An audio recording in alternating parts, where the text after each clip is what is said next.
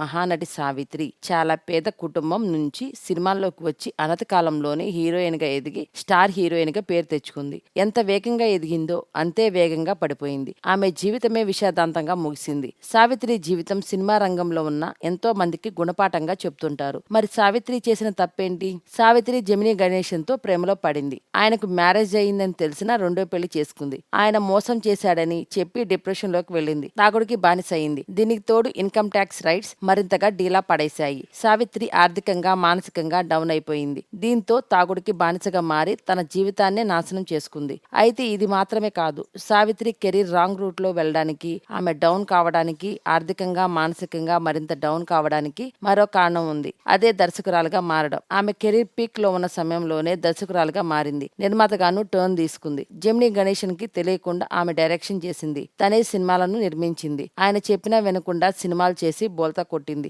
ఈ క్రమంలోనే ఇద్దరి మధ్య గొడవ మరింతగా పెరిగింది. నటిగా స్టార్ గా వెలిగిన ఆమె దర్శకురాలిగా నిర్మాతగా బాధలు పడడం ఏ ఆర్టిస్ట్ కైనా చాలా ఇబ్బందికరమైన విషయం. తాజాగా దర్శకుడు నటుడు హర్షవర్ధన్ ఈ విషయాన్ని తెలిపారు. నటుడిగా చేయడం సుఖం, దర్శకులుగా మారితే అవి ఆడకపోతే మానసికంగా చాలా డౌన్ అయిపోతాం, ప్రశాంతత కోల్పోతాం, డిప్రెషన్ లోకి వెళ్ళిపోతాం. సావిత్రి విషయంలో అదే జరిగిందన్నారు. అసలే భర్త విషయంలో, ఫ్యామిలీ విషయంలో ఆమె ఇబ్బందుల్లో ఉంది. దీనికి తోడు ఇలా డైరెక్షన్ చేసి నిర్మాతగా మారి చాలా డబ్బులు కోల్పోయింది. నటిగా అవకాశాలను కూడా కోల్పోయింది. ఇదంతా ఆమెకి పెద్ద దెబ్బగా మారిందన్నారు. అలా కాకుండా మంచి పాత్రలు చేసేందుకు ప్రయారిటీ ఇచ్చి ఉంటే ఆమె కెరీర్ మరోలో ఉండేదని, ఉన్నంత కాలం రాణిలా వెలిగేదన్నారు హర్షవర్ధన్. ప్రస్తుతం ఆయన కామెంట్స్ వైరల్ అవుతున్నాయి. సావిత్రి 3 దశాబ్దాల పాటు నటిగా ఉంది. 250కి పైగా సినిమాలు చేసింది. దర్శక నిర్మాతగా ప్రాప్తం, మాతృదేవత, చిన్నారి పాపలు, కుచండై ఉల్లం, వింత సంసారం వంటి సినిమాలను రూపొందించింది. ఇందులో దాదాపు అన్ని సినిమాలు పరాజయం చెందాయి. ఈ వీడియో గురించి మీ సలహాలను కామెంట్ రూపంలో తెలియచేయండి.